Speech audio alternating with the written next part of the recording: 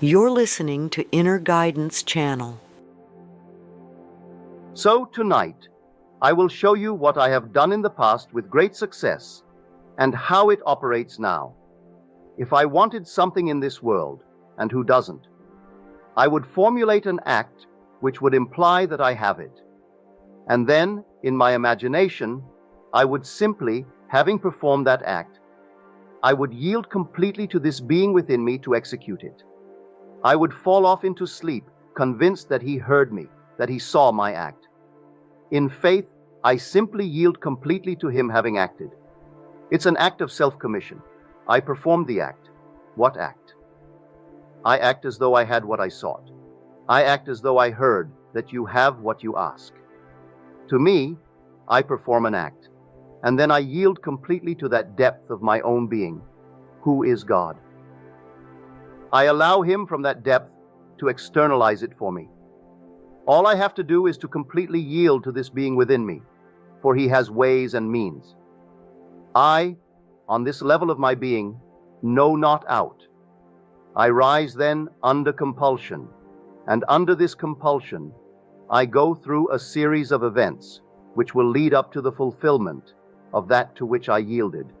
I assume that it's done, and then I commune with myself and give thanks within me that it is done. And it works in every way you want to be, and you name it. You want to be successful in the world of Caesar, in dollars and cents, nothing wrong with it. You want to be a successful doctor, successful lawyer. Success, I don't care what it is you want to be, but then formulate in your mind's eye what it would be like if it were true. How would you see the world if you were now the man that you would like to be?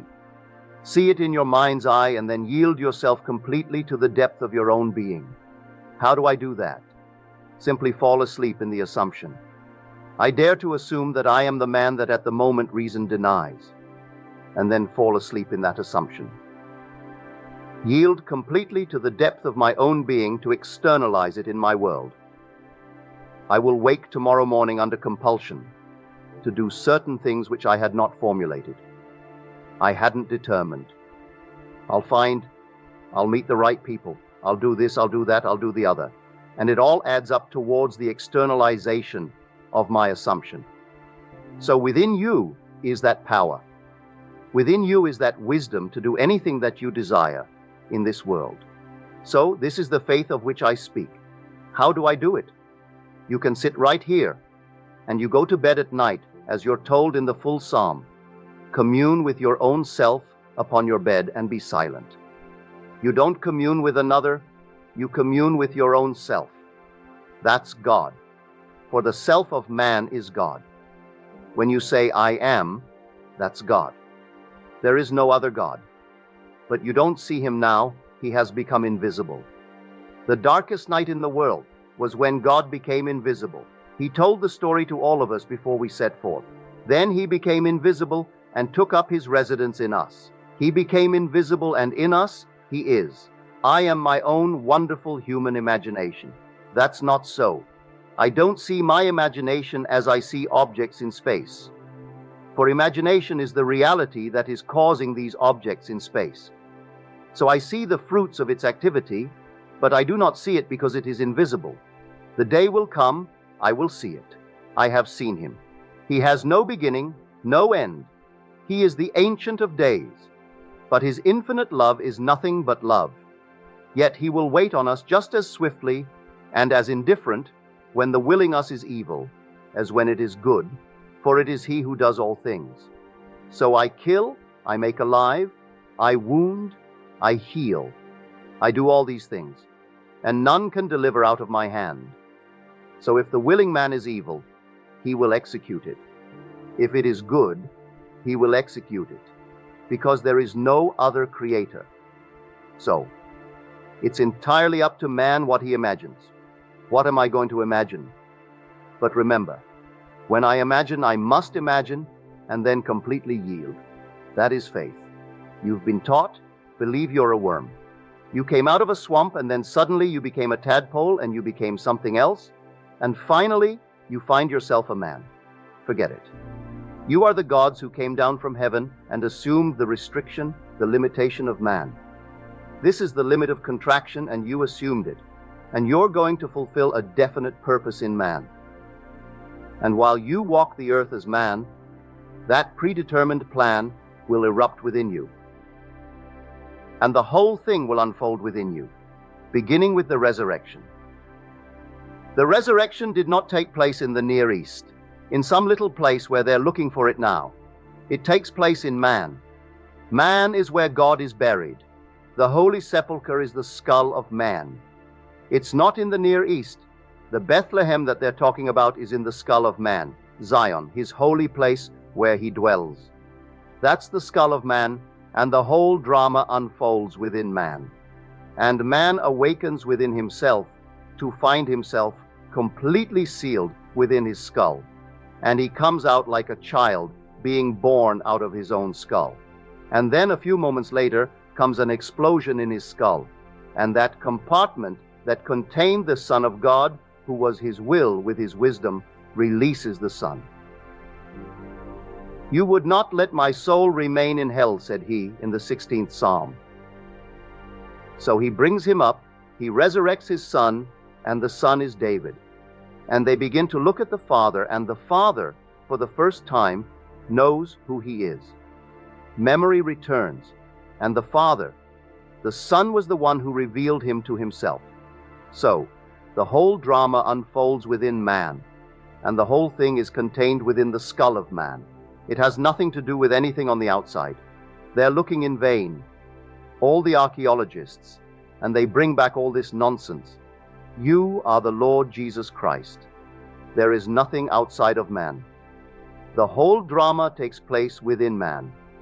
It has nothing to do with anything outside.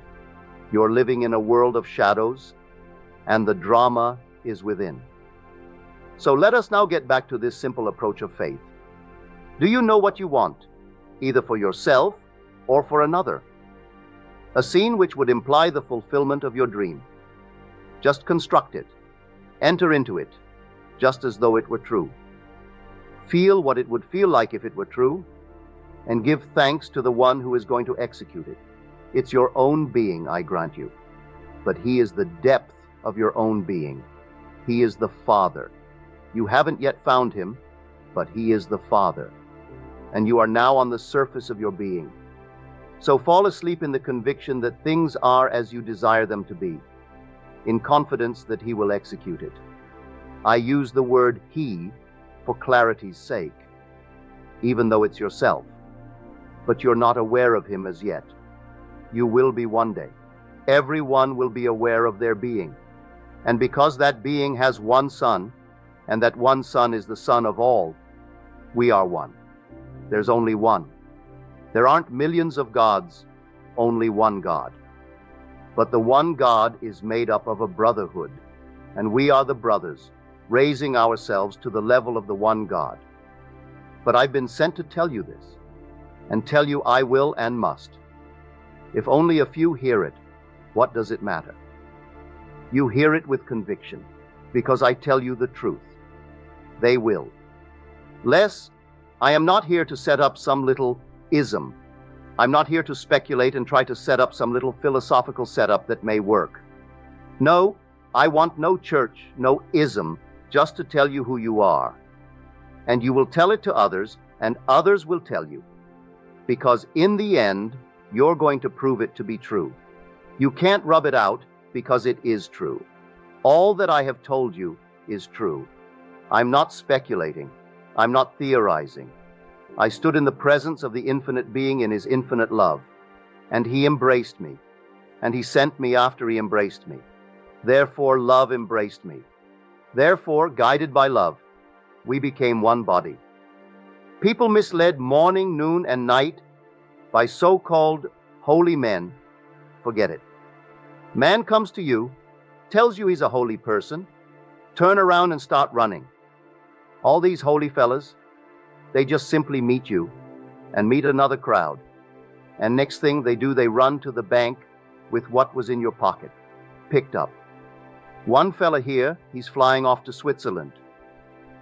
He was in spring after having collected a fortune. They found $300,000 of him on him, and he was at the Mora Rishi that came up through this country. It wasn't the malaria, it was his secretary running off to Switzerland where you put it into your Swiss bank. And all the people fall for it morning, noon, and night. And so, if you're taken over, you hate to hear it because people hate to know that others know they were beguiled. And so, those who gave their fortunes to him, 500 to teach them how to meditate about the nonsense in the world, teach you how to meditate. This is a simple thing. You don't meditate on your navel. You don't meditate on any of these things whatsoever. You know what you want. What would the feeling be like if it were true? What would it be like? Assume the feeling of the wish fulfilled. Well, anyone can do that. A child can do that.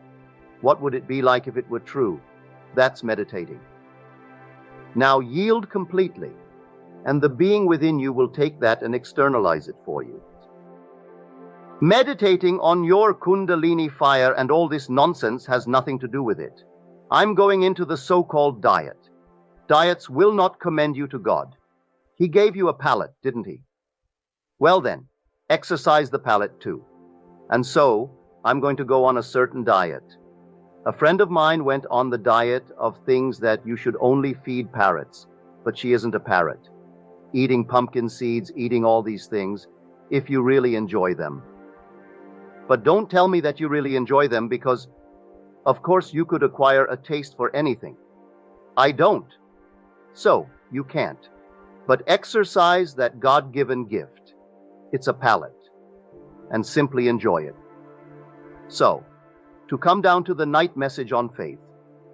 By faith, the worlds were created by the word of God. Faith does not give reality to the unseen things. Faith is loyalty to unseen reality. For this thing exists, all things exist. I tell you my own experience, that entire world that is unseen to this world exists now.